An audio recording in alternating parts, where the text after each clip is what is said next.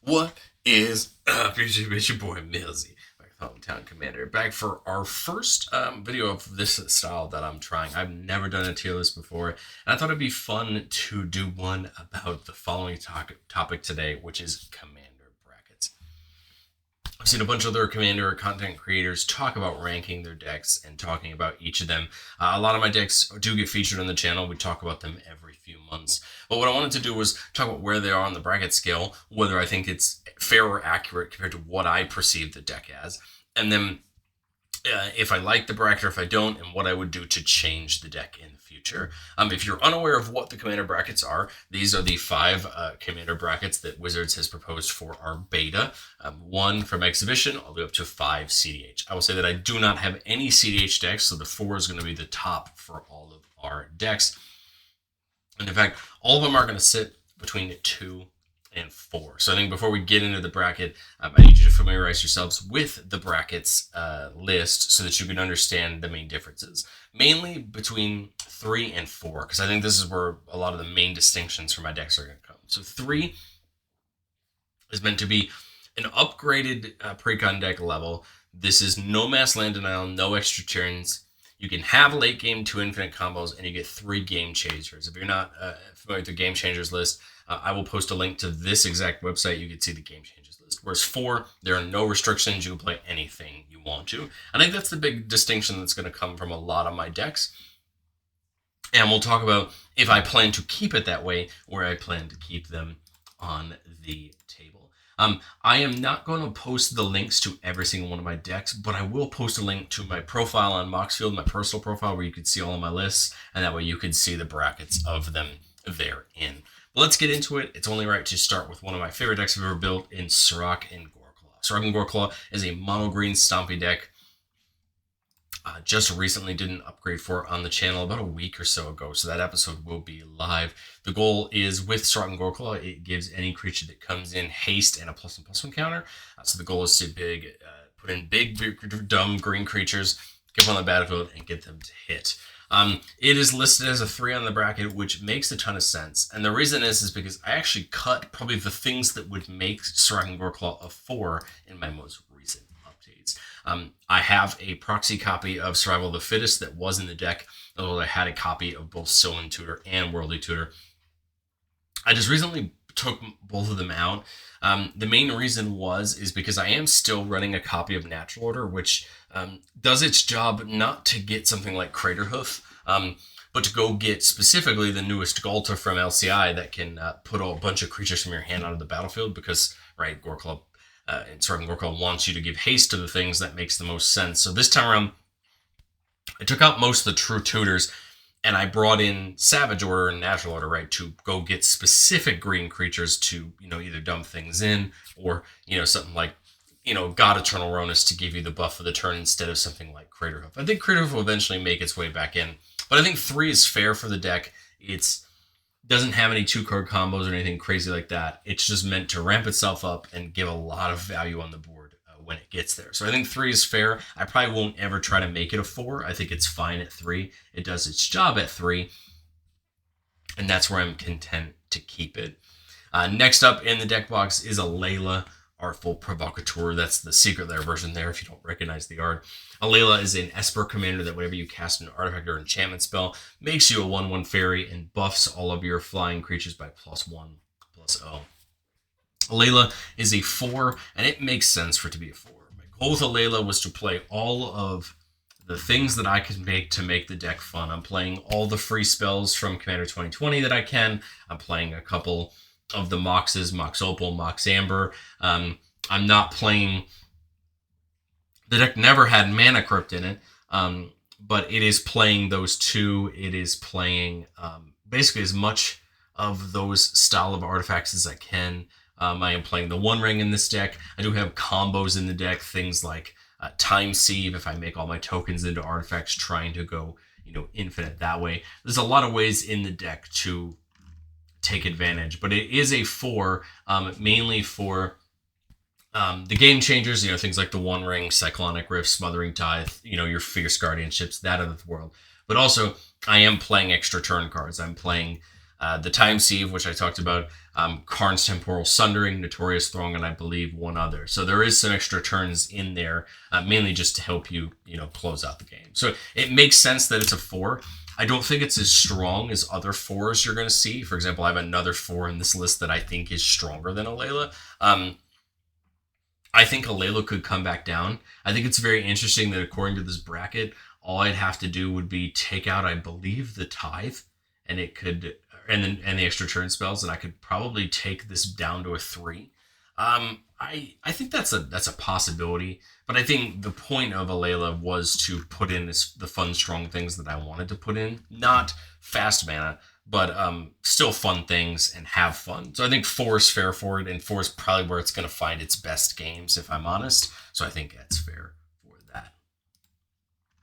The next main deck to talk to about is Jetmir. And Jetmir is one of those decks that I think its bracket doesn't do its justice. By the bracket's definition, Jetmir is a 2. And I think Jetmir punches above its weight class. I think Jetmir is really a 3, in my opinion. It's a very interesting deck, looking to make tokens to get to 9 from Jetmir's ability to give your whole board, once you get to 9 creatures, +3/+0, Vigilance, Trample, and Double Strike. The whole goal is to get to 9 creatures as quick as possible, using creatures that make tokens when they attack, and spells that make tokens when that on their X's and things like that. I really think this belongs as a 3, to be 100% honest. The tags call it 2, and I think I'm going to do some research as to why it's calling it a 2, because I think I could make the argument that I may not have the infinite combos of the game changers, but to be 100% honest, it is a very strong list.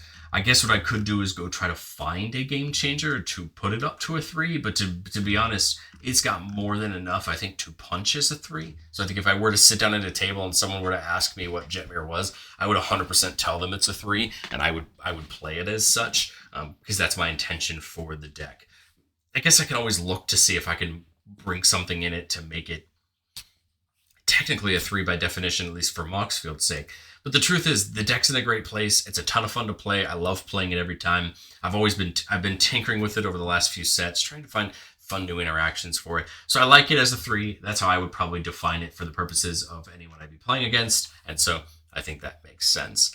I think the other, of the main decks, the other obvious 4 is Ovika, Enigma Goliath. And I think it is very much stronger than Alayla. Ovika is a 7 mana, is a commander.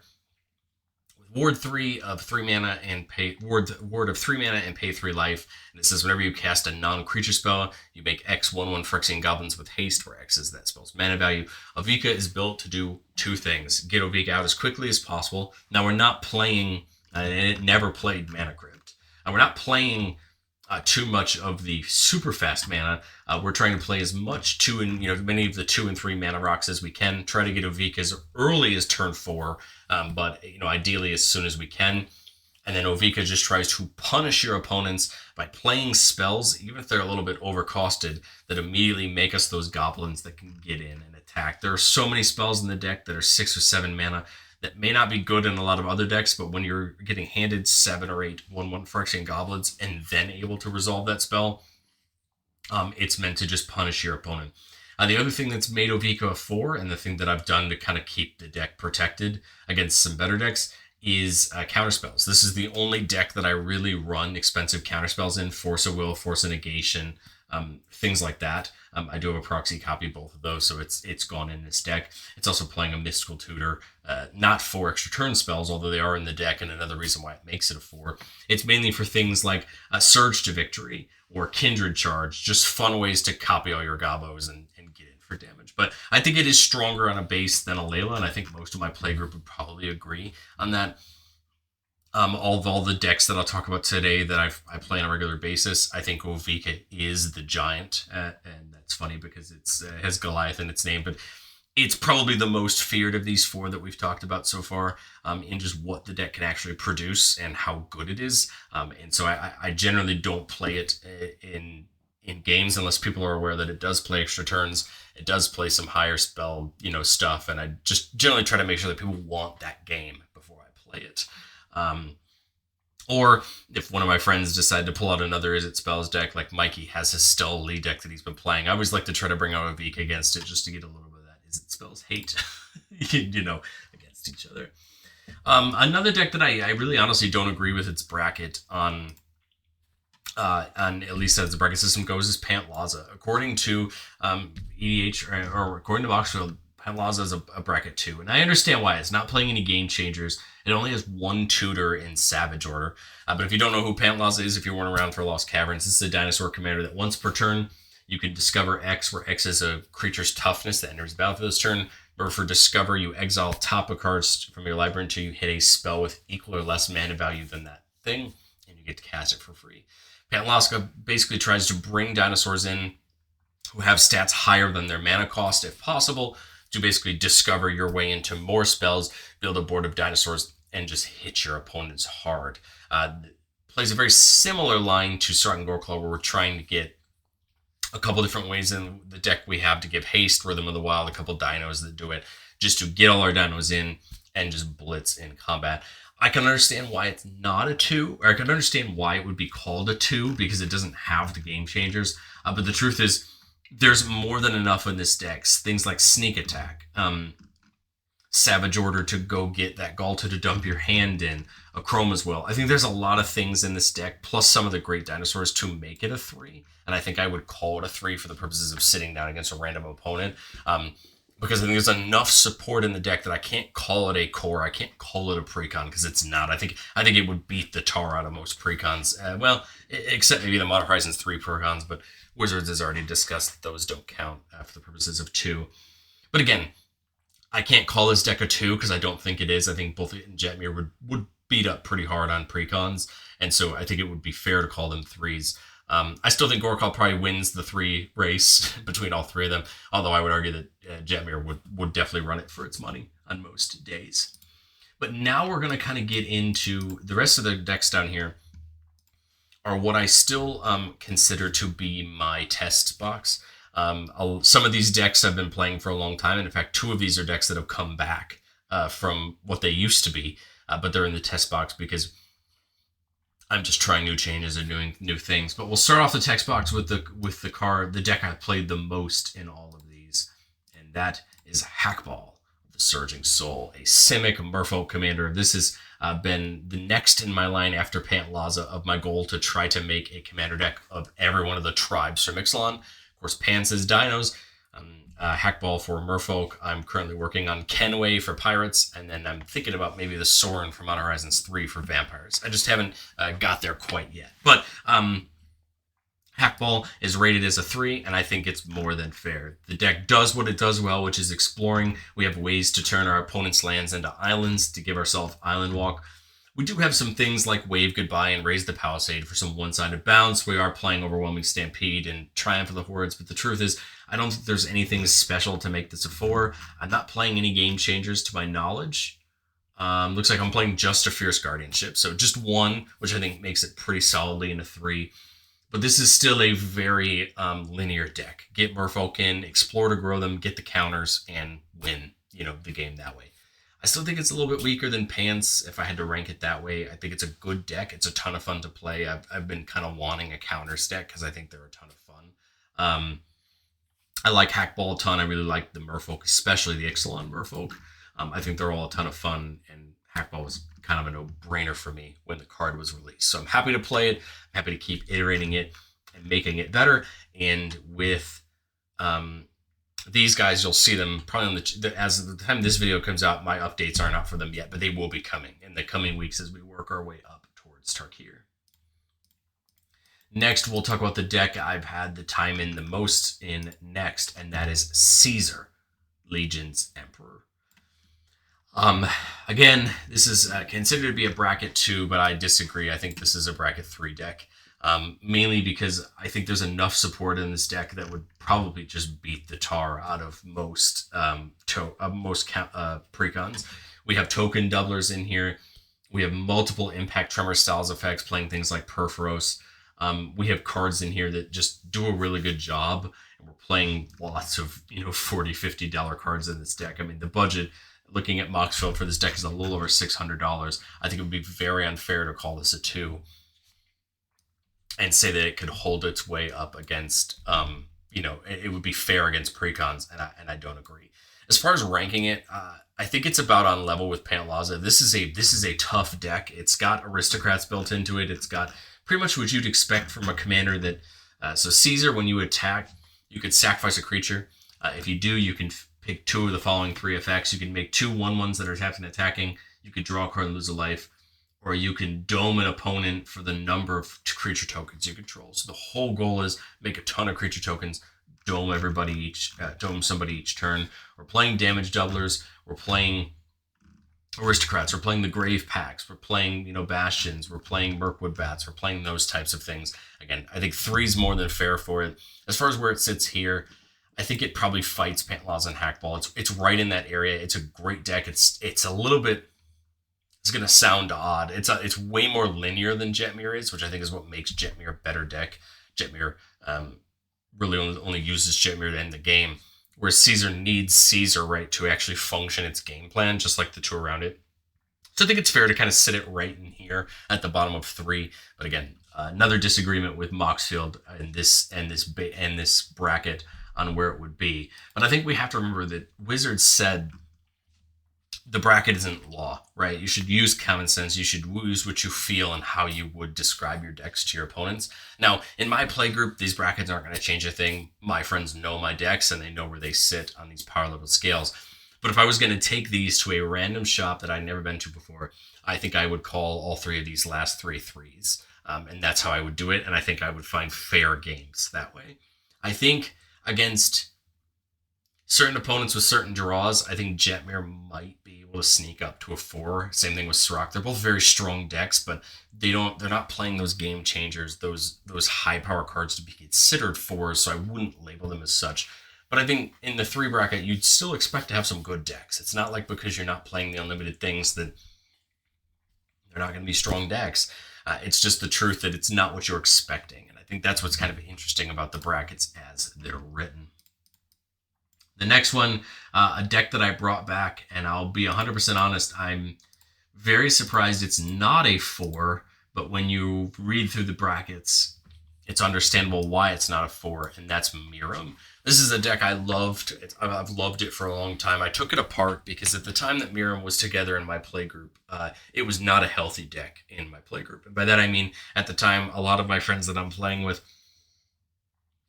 were not as strong of players as they are now. They didn't have as iterated decks as they have. And a lot of games I was finding with Miram were runaway trains that really didn't have a chance to kind of congeal back into a real game. Whereas now in our playgroup, I think everybody has strong enough decks that Miram, although it's still a threat to the table, is not the deck it used to be.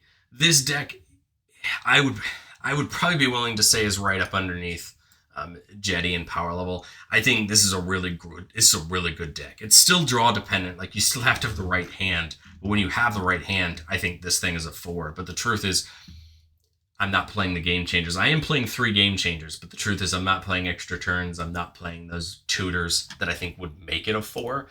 So I'd probably say, if I had to say that it, Jetty and Sirach are all probably tied at the top end of 3. But the truth is, it's a great deck. I love it. I love the dragons. It's still been a fun deck for me to play, even when I brought it back. And I cannot wait for Tarkir to have a chance to add some new dragons to it. I doubt I will change it to the new Teamer commanders, but I'm excited to add new dragons to it and get to enjoy it. And it is probably going to be very soon joining my main deck again, because I love the deck and it's a ton of fun to play. The next deck that's been together the longest, although it just recently got put back together, is Go Shintai of Life's Origin. I have the secret layer printing there, but this is a deck I have loved since M21. This is a deck I've had a ton of fun playing. I've always loved enchantments, which is why you see a certain Enchantress commander there at the bottom that we haven't talked about yet. But Sithis' overpowering is what led me to Go Shintai as a way to bring the power level down, raise the complexity up, and still have a ton of fun. And Go Shintai has been a deck I've always enjoyed. I've always called it a Rube Goldberg machine. You're trying the best to put this pile together. And when you put the pile together well, the deck's a ton of fun. It blazes. It takes over a game. It can be a ton of fun. But the problem is, when you can't get your shrine set up, it is a brutal game. But it is a 3 according to the bracket system, and I fully agree. Mainly because there are 3 technical tutors in the deck. You have Sanctum of All, which can go get you your Sanctums. Sterling Grove, which can go get you any enchantment. And Search for Glory, obviously to go get the Shrines, which are legendary. So I think it's firmly within 3. As far as where it is in the ranking, I mean, if it has its best hands, it could be up here. I think it even could be better than Pants when it has its best hands. But for consistency, I think it's kind of tied with Hackball. They're both really strong decks when they draw really well. They're laser beams. When they don't draw very well, sometimes they can struggle to take over a game. And so I think that's where I'll sit it. Now, I will say the part of the reason that is the case is because my Go Shintai list doesn't play fetches. I still play the Triomes, but I tried to focus on Triomes plus check lands plus the Innistrad slow lands as my mana base just to try to save some money, right? As opposed to playing the fetches and shocks. But I can understand it could be higher if I was playing fetches and shocks and big mana pieces and things like that, but I'm not. It does have combos in the sense that I am playing ways to make like Sanctum Weaver make you infinite mana and Approach of the Second Sun and things like that. But I think a 3 is more than fair for it. And I think that's probably how I would call it for the purposes of that. The last deck on this list, as far as the main decks that I'm actually testing goes, is Magus Lucia Kane. Moxfield has it rated as a 2, and I disagree. I think it's a 3.